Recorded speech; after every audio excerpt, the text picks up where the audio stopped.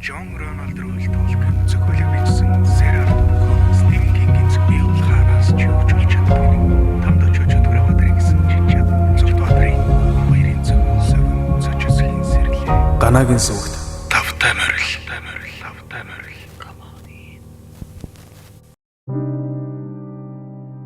Цогтбаатрын ууган баярын зохиол хүсээгүй учрал.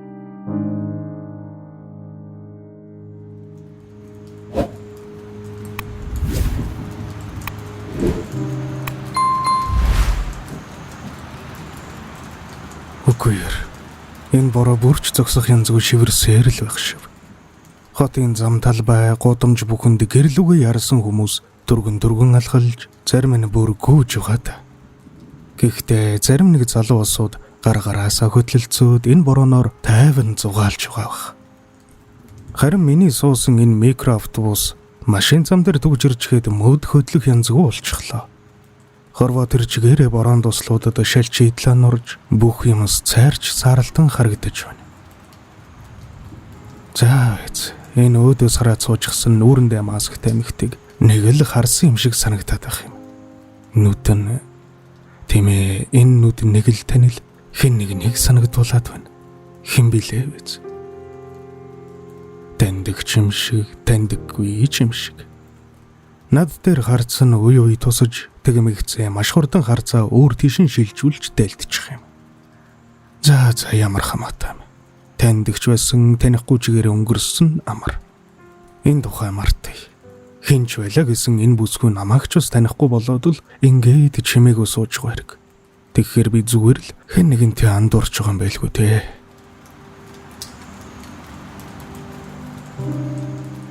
Бороо цутгасаар ихэнх хүмүүстээ энэ бороо өнгөрөн одсон баяр гоник бүхнийг сануулan сэрэх мэд. Микроавтобусанд байгаа хүн бүр юуж дууралгүй цонхоор гадаах байдлыг ажиглан харж байна. Бас л бүгдийнх нь оюун ухаан өнгөрөн одсны хойноос нэхэн тэнүүчилсэн байлгүй дээ. Миний ч гэсэн ялгаагүй бодит байдлаас тасран одоод өнгөрөн одсон амьдралын манан дундаа тэнүүчлэн бидэрч гэллээ.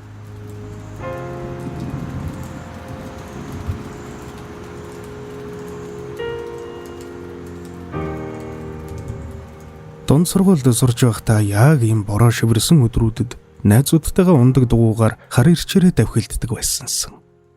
Тэгэхэд үнэхээр жаргалтай байжтэй. Жохом тэр үед л анхныхаа хайртай учирч, анхныхаа болцоон зөксөж, анхныхаа өнсөлтийн амтыг мэдэрсэн. Анхны хийсэн юм болгон хүнд ямар нэгэн дурсамж үлдээдэг юм хон тэр бүх анхныхуудаа би мартдаггүй юм. Анхны гэсэн болгондоо би хайртай.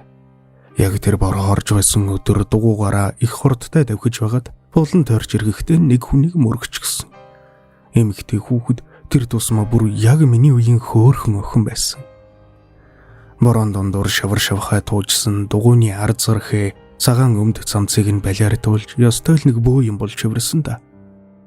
Өнөөхөө надад мөргүүлсэн охин маань хүлэн доглоод үйлээд суучихсан. Би ч яхаа мэдэхгүй баахан сандарч димил уучлаарай гэж хэлсэн болоод л хажууд нь урвайн зогсож байсансан. Дараа нь тэр охиныг гэрт нь хүргэж өгсөн. Тэгж явах замдаа нэрийг нь мэдэж авсан. Тэгээд тэр өдрөөс хойш 2 хоногийн дараа дахин таралдаад гадуур жаахан алхсан. Яг тэгтэл миний зүрх анх удаа маш хүчтэйгээр зөглөн оволцож сэтгэл хөвсөлцөд бүх биеэр цэглгаан гүйдэл гүйх шиг санагдаж билээ. Ганц эцгийг харах тусмал илүү ихээр хараад баймар санагдаж гаранд нь хүрэх гэснээ өөрийн ирэхгүй зүрх алдаж хамаг бие салгалж байв. Дараа өдрөөс нь ганц эцэг бит хоёр өдөр болгон уулздаг болсон. Тэр үед аав ээжийнхээ өгдөг байсан халаасны багахан мөнгийг өрлгөө цуглуулж угаад ганц эцэгт бэлэг авч өгөхөд тэр маргааш нь заавал надад ямар нэгэн хариу бэлэг өгдөг байж билээ. Тэр бүх чамин тансаг бэлэг нь бүгд миний сэтгэлд бүрэн нээцдэг байсан. Нэг удаа ганц эцэг надад миний дунд хуруунд тааруулан бөгж авч өгсөн нь өнөөхөр нь миний чигчийн уран зүйлтэй өвөр байдаг юм. Нэрээ энэ бөгжийг хэн бэлгэлсэн билээ гэдгийг ч бодхоо болоод бүр удчихж. Ганц эцэг бит хоёрын үерхэл 6 сар орчим үргэлжлэв. Үерхээ болсон шалтгаан нь гайтай түүмэр байж билээ. Нэг удаа ганц эцгийн байшин шатаад түүний нүүрэн түлэгдэж гэмтсэн. Тэр үед ганц эцгийн байшин шатжээ гэдгийг олж сонсчод яаран очиход гал сөнөх улаан машин ирчгэд хашаа байшин давуулсан галыг унтраагаад дуусаж байсан. Бас Эмилигийн машин ирчгээд яг ганц эцгийг аваад явж байгаатай таарсан. Гэхдээ ганц эцэгтэй уулзч чадаагүй. Тэр ч бүхэл олигтойхон харж чимжилгүй өнгөрсөн. Хэд хоногийн дараа аав ээжээс нь гуйж угаад ариг хийж нэг юм Эмилигийнх нь хаягийг аваад эргэхээр болсон. Ээжийнхээ өгсөн мөнгөөр ганц эцгийн дуртай байсан бүх амттанг нь аваад дугуугаараа Эмилигийн зүгжээгээд утсан доо. Түүнтэй уулзаад юу ярих тухайга бодохын хажуугаар галд түлэгдээд ямар болсон болдоо гэсэн айдас сэтгэлээс минь гарахгүй байж үлээ. Тэгээд Эмилигийн хаалгаар орох агшинд айдас минь бүр хэсгийг мэдэрсэн. Харин дараа нь би ганц эцгийг олж харсан. Нүүрэн түлэгдээд их муухай болчихсон байлаа.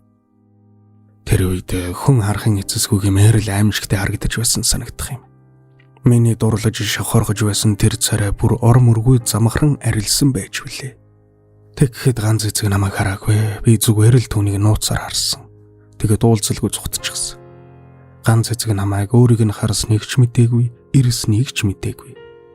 Удалгүй ганц эцэг Эмилигээс гарсан сурагд уулзсан. Харин би уулзахаас зүгтаад байсан.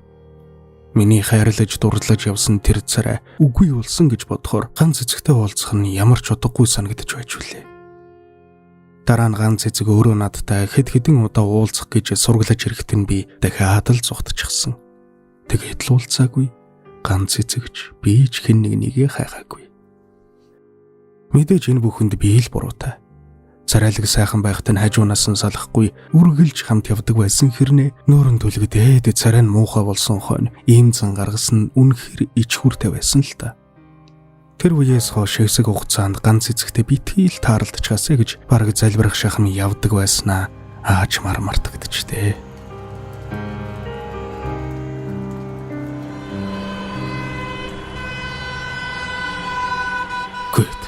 Энэ микронуудыг бүр цочтол сигналдах юм. Хамаг бодол үргэжлээ. Ашгүй нэг юм замын түгжрээ арилж, бороож зогсох хянцтай болчихож. Дараагийн буудал буухуу гэсэн мөн хураагчийн дуунаар өнөөх нүүрэндээ масктай эмэгтэй бууна миний дүүгэсэн нь нэг л танил сонсогдоод явчихав. Эмэгтэй миний зүүн гарын чигчийн хороонд байгаа бөгж рүү нүд салгалгүй ширтэн сууж байгаа чинь. Тэмээ саналаа. Энд чинь мөн байна. Яг мөн. Ганц эцэг байна шүү дээ. Өнгөрөн оцны туртатгал сэтгэл зүрхийг минь өөрийн ирэхгүй догдлуулан уяраадаг байсан тэр анхны хайрын минь эцэн. Төрөнөөс хойш санаанд бууж өгөхгүй байсан энэ зөөлөн харцтай хоёр нүдийг одоо маш сайн санаж байна. Ганц эцгийн энэ нүд рүү ширтээд гараас натган суудаг байсан хүүхэд насны гэгэн харин өдрүүд минь яг одоо миний нүднээ дахин амлан босож иргэшгэл боллоо. Автобус зогсоход масктай эмэгтэй миний бөгчнөөс харцаас алгаж танил бөгж байх чинь гэж хэлээд бууж бодлоо. Бороо зогсоод удаагүй байсан болохоор зам талбай тэр жигтэй жигтэй нойтон энд тэндгүй ус тогтчихсон харагдана. Ганц эцэг шалбаагийн дээгүр хурдан гихчин туучин алхалсаар эргэж чарлгүй булан тойроод алгууллаа.